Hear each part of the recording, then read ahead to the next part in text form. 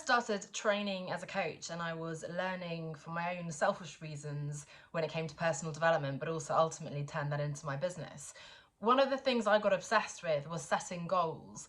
And a lot of my early frameworks and tools and coaching focused on setting goals.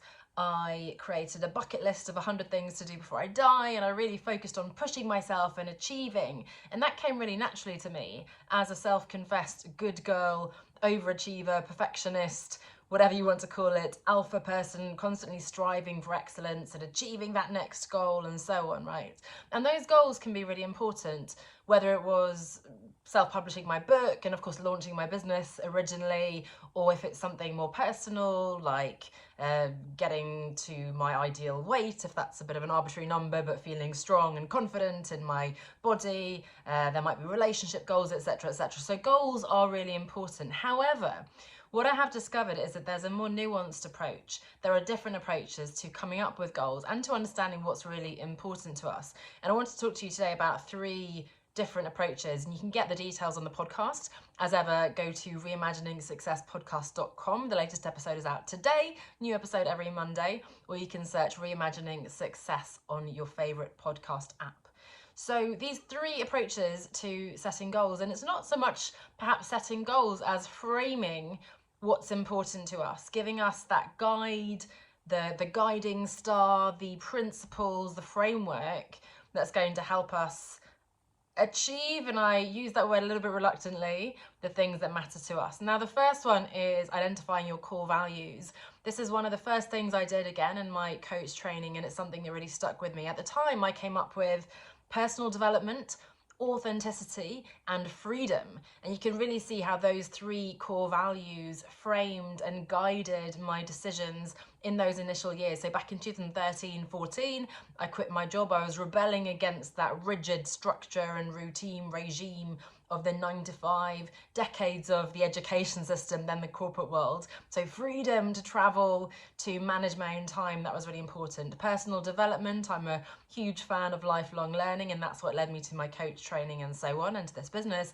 And authenticity, really being myself and finding work that was aligned with who I was. So for me, those values were really guiding principles, and they've since evolved, and now I have 5 guiding values, which are more or less stable, but of course can and will and perhaps should evolve as your priorities change. And I've become a mother over the last few years, we've started a family, my priorities have shifted somewhat, but the foundational values are probably going to stay constant. So that's number 1, values.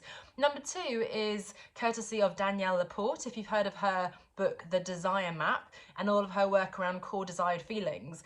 So this is an odd one for us who've grown up with this kind of rational thinking, goal setting, the masculine kind of energy of goal setting, and yet it's something that really resonated with me and with a lot of my clients. So rather than saying I want to buy a house, I want to meet somebody, I want to lose weight or whatever that goal is, launch a business, etc., it's identifying what the feelings are that we're working towards. So the house example is an interesting one.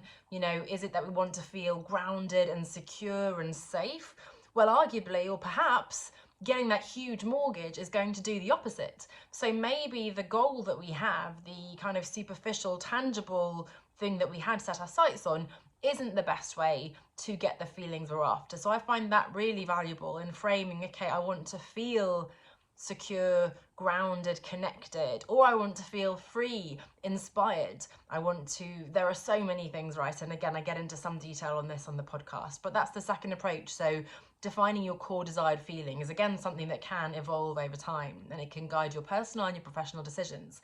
And then finally, something that's perhaps even more strange to you is getting clear on who your characters are.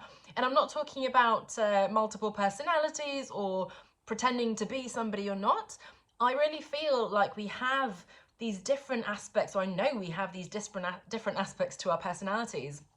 When I did this initially many years ago, and again, it will have evolved because of course, again, I'm a mother, I'm a partner and so on. And at the time I had this kind of free-spirited hippie character, but I also had the serious, confident businesswoman, and you know, there might be sort of the playful side of you, but also the very professional side, and so on. Maybe you are a nurturing mother, but you also want to be that sensual, sexy woman as well, right? I think that's a dichotomy that many of us have. And so getting clear on those different characters, there's the scientist aspect of you, the rational researcher, but there's also a creative artist in there. And it's really important then to get clear on those to guide your decisions. Again, it might be that you're looking for a portfolio career or a role or a business that allows you to juggle, to use those different characters and allow them to come to the fore, or perhaps some of them might need to come out through a hobby or some other way of expressing yourself creatively, for example. So those are, again, 3 different approaches to setting goals or parameters for what's important to you.